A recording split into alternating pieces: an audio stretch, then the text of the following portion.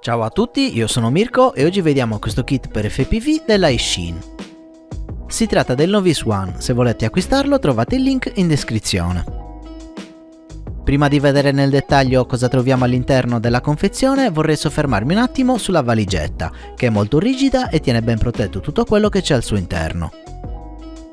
Abbiamo la maniglia per trasportarla e i ganci per inserire la tracolla che ci viene fornita in dotazione. Tutto quello che ci serve sta tranquillamente qua dentro. Il Novice One è un kit completo e pronto all'uso, infatti abbiamo tutto il necessario per il volo FPV, drone, radiocomando, occhiali, batterie e caricabatterie, non manca niente. Ora vediamo nel dettaglio cosa ci offre questo kit della iShin. Per quanto riguarda i visori ho già avuto modo di recensirli in precedenza e non mi soffermerò di nuovo a spiegare le caratteristiche tecniche in questo video. Se volete maggiori info vi rimando alla mia recensione, il link è in descrizione. Il radiocomando è molto simile a un gamepad, è abbastanza ergonomico ma secondo me è poco più di un giocattolo. Per alimentarlo servono 4 stilo che non vengono incluse nella dotazione. Questa porta USB non ha alcuna funzione e collegandola al PC mi rileva periferica sconosciuta. Abbiamo anche questo portacellulare che non ci serve, probabilmente questo radiocomando veniva dato anche con altre tipologie di droni. Ho già avuto modo di provarlo e posso dire che in fase di test, dopo aver fatto un po' di pratica, il drone vola senza troppi problemi. Ovviamente non ha la stessa precisione di un radiocomando classico, tuttavia con un microdrone come il Novice One è sufficiente per volare anche in acro e fare qualche acrobazia. Drone e radiocomando comunicano tra loro con protocollo FrSky D8, quindi se in un secondo tempo vogliamo prendere una Taranis possiamo tranquillamente farlo. Oltre il protocollo D8, la ricevente integrata è compatibile col protocollo D16, quindi possiamo usare una Taranis anche con Access in modalità XGT D16.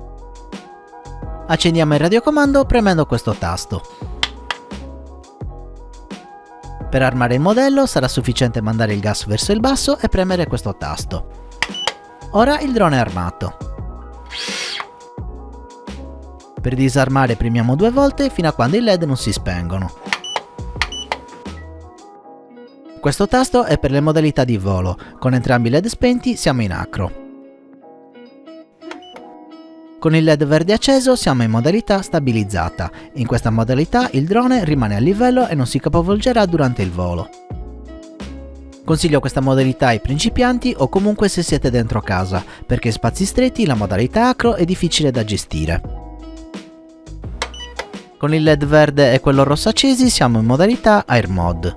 Air Mode non è una modalità di volo in senso stretto, ma va a modificare i PID quando siamo in modalità acro. Senza addentrarci in spiegazioni troppo tecniche, il mio consiglio è di usare la modalità stabilizzata se siete dei principianti e di usare la modalità acro più Air Mode se volete provare il volo completamente manuale senza aiuti dal flight controller.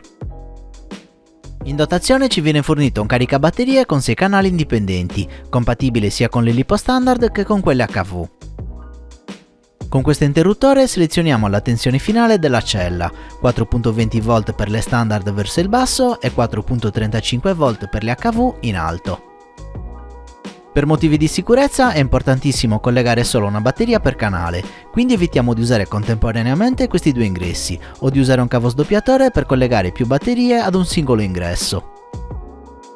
Possiamo alimentare il caricatore tramite LiPo da 2 a 6 celle o usare un alimentatore esterno collegandolo in questo ingresso. Questa porta USB ci dà 5 V in uscita e possiamo usarla all'occorrenza per ricaricare la batteria degli occhiali. Le batterie che ci vengono date in questo kit sono delle LiPo HV1S da 300 mAh ed hanno 80C di scarica. In dotazione abbiamo 2 batterie se scegliamo la versione standard del Novice One o 10 se scegliamo la versione Fly More. Abbiamo le istruzioni dove vengono spiegate nel dettaglio le caratteristiche del drone, della VTX, degli occhiali, del caricabatterie e del radiocomando. Qualsiasi aspetto del Novice One viene trattato nelle istruzioni, quindi vi consiglio di leggerle prima di iniziare ad usarlo. Per concludere abbiamo il pezzo forte del kit, ovvero il Novice One. Si tratta di un classe Whoop da 75 mm con motori brushless, compatibile con batterie a 1 o 2 celle. Questo lo rende particolarmente versatile, in quanto possiamo usarlo ad una cella dentro casa o a due celle quando siamo all'esterno e vogliamo avere maggiore reattività e velocità. Per usare il quad a una cella infiliamo questo jumper che ci viene fornito in dotazione in un connettore e una batteria nell'altro. La configurazione a una cella non è il massimo e la batteria tende a slittare, a mio parere servirebbe un elastico per fissarla meglio. Tuttavia il Novice One del meglio di sé in configurazione 2S, quindi colleghiamo le due batterie nei due connettori. Quando usiamo due batterie queste rimangono abbastanza stabili e non abbiamo bisogno di ulteriori accorgimenti per farle rimanere ferme. I motori sono degli Shin 1102 da 13500 kV, come dimensioni sono piuttosto grandi e le prestazioni sono abbastanza buone. Le eliche sono delle Genfan 1635 a 3 pale. Il Flight Controller è un F4 con giro M+6000, ha l'OSD integrato per visualizzare a schermo tutti i dati più importanti come RSSI, tensione della batteria, modi di volo e così via. Gli ESC, sempre integrati nel Flight Controller, sono BLLS compatibili con D-Shot 600. La VTX è a 40 canali, divisi nelle bande A, B, E, Fat Shark e Race Band. Il connettore dell'antenna è UFL, quindi possiamo sostituirla in caso di problemi. Abbiamo lo Smart Audio per fare tutte le regolazioni direttamente da USB, senza dover intervenire sulla scheda. La potenza in uscita è selezionabile tra 25, 100 e 200 mW. Su un drone così piccolo non è necessario avere troppa potenza e per avere una durata maggiore della batteria vi suggerisco di lasciare 25 massimo 100 mW.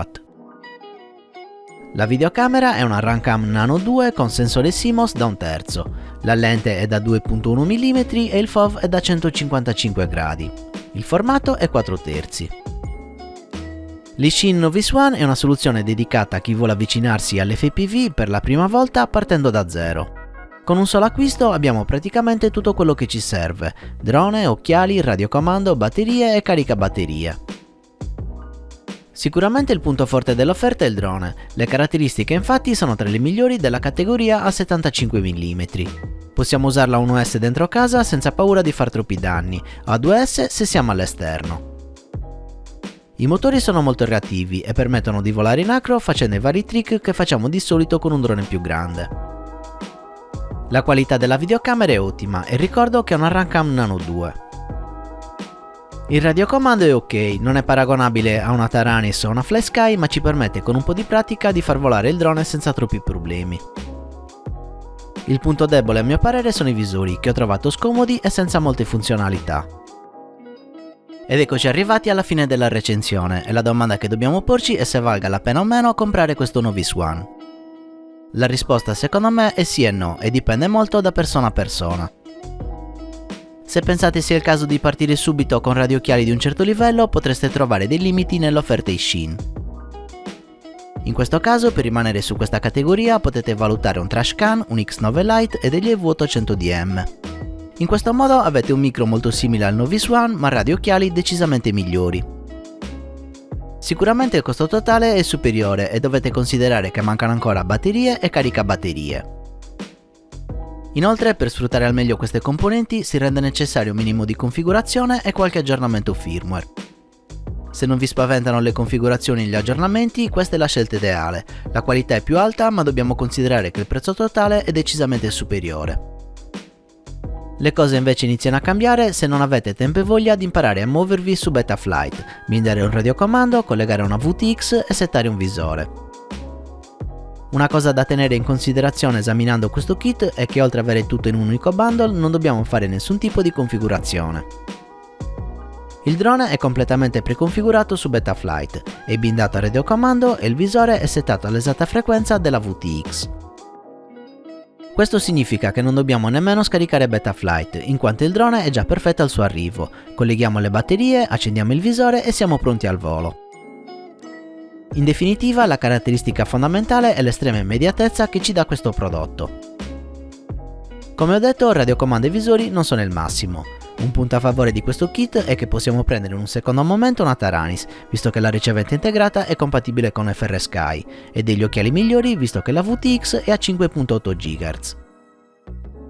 Detto questo, spero di avervi fornito tutti gli elementi necessari per capire se questo Ishin fa per voi o no. Questa era la mia recensione dell'Ishin Novice One. Se vi è piaciuto il video lasciatemi un mi piace, iscrivetevi al canale e attivate la campanella per non perdere i prossimi video. Se volete supportarmi vi ricordo di acquistare questo o altri prodotti attraverso i miei link, trovate l'elenco in descrizione. Potete supportarmi anche su Patreon cliccando il link a fine video.